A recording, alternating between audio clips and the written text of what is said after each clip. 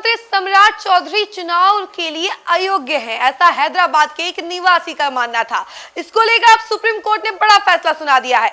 नमस्कार, news 4 nation देख रहे हैं आप और मैं हूं सानिया आपके साथ। बिहार में विधानसभा चुनाव है और पहले चरण का मतदान हो चुका है और दूसरे चरण का मतदान जो है वो 11 नवंबर को होना है, जिसको लेकर चुनावी प्रचार का एक तरीके से जो सिलसिला था उस पर भी पूर्ण विराम लग चुका है और अब जो है टाइम है सोचने विचारने का। जनता को टाइम दिया गया है, सोचे विचारे, उसके बाद कल निर्णय लेगी जनता कि आखिर दूसरे चरण में कौन प्रत्याशी आगे बढ़ेगा और कौन ठहर जाएगा। लेकिन आपको बता दें कि सम्राट चौधरी जिनका जो चुनाव था वो पहले चरण में ही हो गया और तारापुर से फिलहाल वो एक प्रत्याशी थे बीजेपी की तरफ से और पहले चरण में उनका मतदान जो है वो सब भी पूरा हो चुका है और तारापुर विधानसभा में उनके अगेंस्ट में आरजेडी के प्रत्याशी हैं। तो जहां वो चुनावी प्रचार में लगे हुए थे और पूरा चुनाव के माहौल में लगे हुए थे, तो वहीं दूसरी तरफ हैदराबाद के एक निवासी का मानना था कि सम्राट चौधरी बिहार के उप मुख्यमंत्री अयोग्य है चुनाव लड़ने के लिए, क्योंकि उन्होंने अपना उम्र गलत बताया है, जिसको लेकर अब सुप्रीम कोर्ट ने बड़ा फैसला सुना दिया है। उनका कहना है कि ये सब मामलों में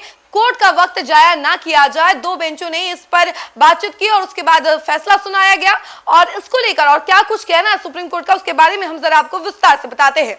सुप्रीम कोर्ट ने डिप्टी सीएम सम्राट चौधरी को चुनाव में अयोग्य ठहराने की मांग वाली याचिका को खारिज कर दिया है। यह याचिका हैदराबाद के एक निवासी ने दायर की थी। मामले की सुनवाई सुप्रीम कोर्ट की 2 बेंचों ने की और अदालत ने स्पष्ट कहा, न्यायालय का समय बर्बाद न करें।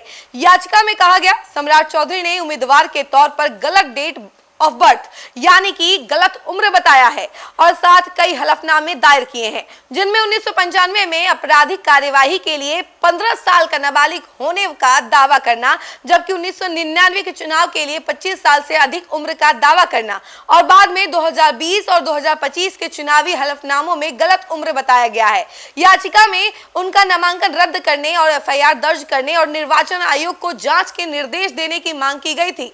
भाजपा का कहना है कि यह याचिका राजनीतिक लाभ के उद्देश्य से दायर की गई थी, जिसे अदालत ने सिरे से खारिज कर दिया। साथ ही याचिकाकर्ता को अपना आरोप पत्र भी वापस लेना पड़ा। वहीं पार्टी के प्रवक्ता ने इस मामले की जानकारी अपने एक्स पोस्ट के माध्यम से साझा की और कहा कि सुप्रीम कोर्ट का यह निर्णय सत्य और न्याय की जीत है।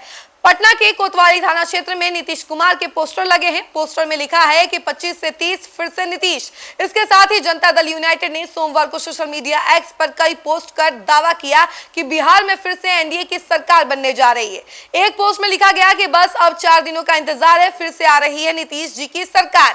दूसरे पोस्ट में वीडियो शेयर कर लिखा गया कि हर माँ की दुआओं में है नीतीश कुमार। बिहार के उप मुख्यमंत्री सम्राट चौधरी ने कहा कि बिहार की लोकतंत्र की जननी है और जनता तय करती है कि कौन कहां बैठेगा। ये गांधी परिवार की सत्ता नहीं है, सभी सदस्यों के पास सत्ता है और तब भी राहुल गांधी बैठकर रो रहे हैं। सब पाप का हिसाब जनता लेगी। 55 साल तक कांग्रेस पार्टी ने भारत को लूटा है, पिछड़ों को आरक्षण नहीं दिया, दलितों के आरक्षण का विरोध किया, सबका हिसाब जनता करती है। सम्राट चौधरी ने कहा, मैं भाजपा का राजनीतिक कार्यकर्ता हूं, एनडीए में कोई वैकेंसी नहीं है। नीतीश कुमार आज भी मुख्यमंत्री हैं और कल भी रहेंगे। और ये सारे वादे जो हैं और दावे जो हैं वो सम्राट चौधरी ने अपने ट्विटर हैंडल के माध्यम से किए हैं। तो देखिए, अभी ट्विटर हैंडल चाहे सोशल मीडिया के जितने भी प्लेटफॉर्म्स हैं वो अभी चुनावी संग्राम के लिए सबसे ज्यादा इस्तेमाल किया जा रहा है और जो भी बातें होती हैं सबसे पहले उन्हीं सोशल मीडिया प्लेटफॉर्म्स के माध्यम से कही जाती हैं। और इसी तरीके से सम्राट चौधरी ने भी ये साबित कर दिया है कि एक बार फिर से एनडीए की ही सरकार होगी। वो बार बार यही कहते हुए नजर आ रहे। खैर, इस बात पे पूर्ण विराम तो 14 नवंबर को लगेगा कि आखिर किसकी सरकार बनती है और जनता किसके साथ जाती है, जनता किस पर विश्वास जताती है।